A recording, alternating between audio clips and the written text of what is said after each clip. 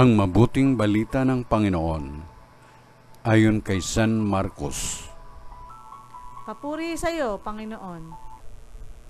Umagang-umaga ng araw ng linggo, matapos na muling mabuhay si Jesus, siya'y unang nagpakita kay Maria Magdalena.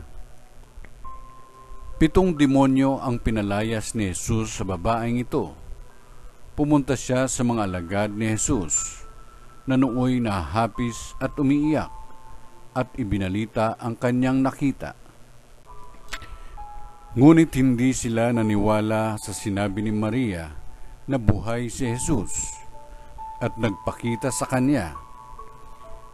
Siya'y nagpakita rin sa 2 alagad na naglalakad patungo sa bukid, ngunit iba ang kanyang kaanyuan.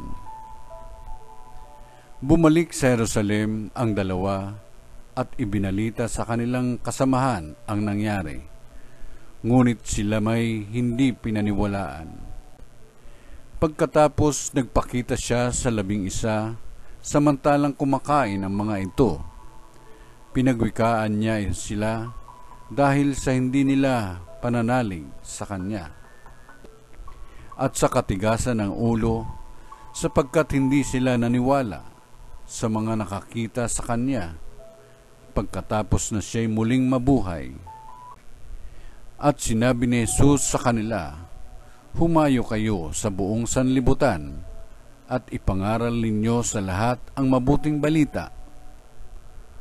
Ang mabuting balita ng Panginoon. Pinupuri ka namin, Panginoong Jesucristo.